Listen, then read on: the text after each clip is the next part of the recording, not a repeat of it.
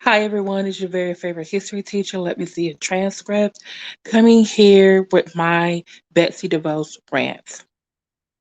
I am a former full time teacher with 10 years of classroom experience. I have a bachelor's in political science and history.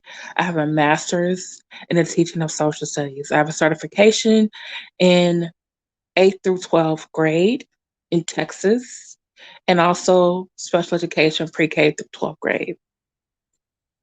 I also taught dual credit, a push, regular U.S. history, Mexican American studies.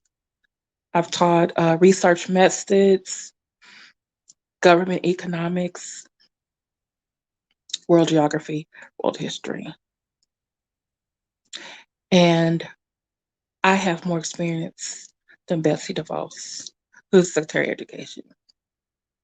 She has never been a teacher, principal, counselor, administrator. She's never attended a public school. Her kids have never gone to public school, but she is making decisions about public schools across the country. She keeps repeating herself basically what her boss says, President Donald J. Trump, that the schools should be open and students should return. They have been missing education since March. I understand that. And she keeps repeating the CDC guidelines. But when reporters point out the CDC guidelines about social distancing and safety, she kind of disregards those guidelines. Now she's repeating what her boss says, President Donald J. Trump, to withhold funding from schools if they do not start on time. Now, mind you, this is an administration that is led by a Republican president. Usually, Republican presidents are ones who are all about states' rights, local governments taking care of their business. Now, all of a sudden, you want to be heavy handed and get involved in their business. Now, I understand for students with disabilities, learning disabilities, language disabilities, and also at risk, because sometimes school is the only place some students get something to eat. They need to be back in school. And she keeps saying something about there's nothing in the data to suggest that that the students should not be safe. Really, Betsy? And basically suggesting that she doesn't, when they asked her about the CDC guidelines at school, and the closeness that students and teachers and counselors and principals will be in those schools, and the one of the reporters asked her about the CDC guidelines. What is the CD? Because she kept saying, CDC, CDC. So they asked her, like, hey, you're the Secretary of Education. What do you say about schools returning? And again, they should open back up. And they ask her, what does the CDC guidelines say? She says, well, the CDC guidelines, people at the CDC are not educators. They don't know what goes on in schools. And I thought to myself, wait a minute, you're the Secretary of Education. You don't know what's going on in schools either. And it's like, I'm going to take everything by a case by case basis. Um, there are different school districts all across the country, some small, some big. They cover different areas. One of my largest classes was 37. 37. My shortest class in later years, 20, 25. You can't space them all 6 feet apart in that classroom. I didn't always have, my students didn't always have paper and pencil. And I provided those things. I had hand sanitizer. I had those things. I had to make up for the fact that I did not get the resources I want. So where are the resources going to come from for having masks for my students, because some of them are not going to have one, for extra Clorox, extra more hand sanitizer, soap, Lysol wipes, and I'm gonna get a thermometer so I can check every kid who comes in, or my friend's gonna have to check every kid that comes in. Now, I understand there are parents who are not educators. They're having their children at home for the very first time for months. But what kind of plan do we have? Because August is coming. Most school districts, especially those in the South, are starting the last 2 weeks in August. Usually, East and West Coast starts September. Are you on the phone with these school districts? Are you on the phone with governors over this whole summer? Were you in the meeting with the CDC and Dr. Barb and Dr. Fauci was the president? I'm just really lost. I know online learning is not for everyone. There's different types of learners. But I live in one of the cities and counties with the largest number of cases. I believe that there are 5 school districts that cover Houston, Texas.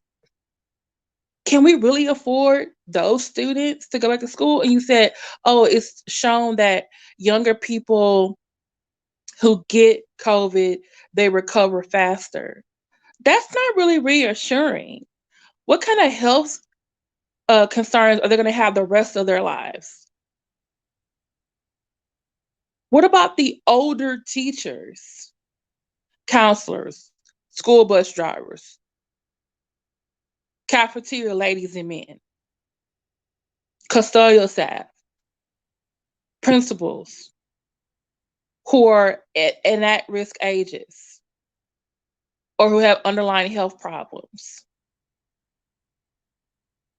Are we going to offer homebound for the students who are already, they can't come to school because, some kids, they do have cancer, or the kids who are having a really horrible reaction to COVID because they're in a different place? Like, how are we going to, Betsy, I'm tired. Betsy, I'm tired. I'm going to be like a broken record right now. Betsy, I'm tired. Our kids need to be safe. Our schools need to be safe. You should have been on the phone with all of these governors and these school districts. Right now, I believe it's 23 state attorney generals who are suing you. And I believe it's just over loan forgiveness. That's a whole nother talk. But you might have some more school districts suing you and your President Donald J. Trump, about these guidelines. This is ridiculous. School is going to be starting in several weeks. What is the plan? And this is really horrible that at this time, in this moment, you are in charge. I know there has to be somebody else in that office with some more experience that you should be listening to, that you're not. Because I'm sorry to say this, your boss is full of shit. He don't wear no mask. Vice President Pence don't wear no mask. They not following the CDC guidelines. Didn't President Donald J. Trump's own what do you call it, Secret Service had to be quarantined? Because he went and had a rally with no one there quarantining either. Betsy. This is too big for your britches, sis. Our children deserve better. Our parents deserve better. Our schools deserve better. And to those of you parents who are considering taking letting your kids stay home, I know some of you have a job, you have to go out, or you don't have resources. The schools have resources. There's resources online. I'm a former U.S. history teacher full-time. Drop a link in the comments. I will help you find resources for your kid. If not, you can go back to basics. If you have smaller children, Sesame Street still comes on. Writing down ABCs, writing down their name, writing down their numbers, multiplication tables. There are apps available. Have them read to you. You read to them. There are YouTube videos. Okay. There are other teachers at home who know how to teach their kids and have their own and teach, online as well. There's probably one teacher you can think of from your child's school. It's like, oh, I can contact them right now, and they will give me some direction.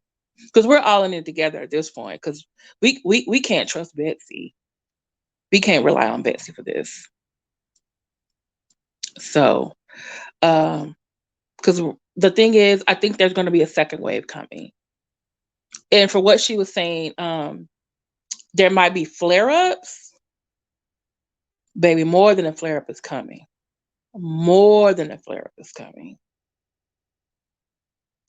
Again, it's your very favorite history teacher. Let me see a transcript. It's another video about my Betsy Devos rant. Please leave any comments, suggestions, or your own rant in the comments. And I'll also put the links to those videos where you can hear Betsy DeVos for yourself. Okay?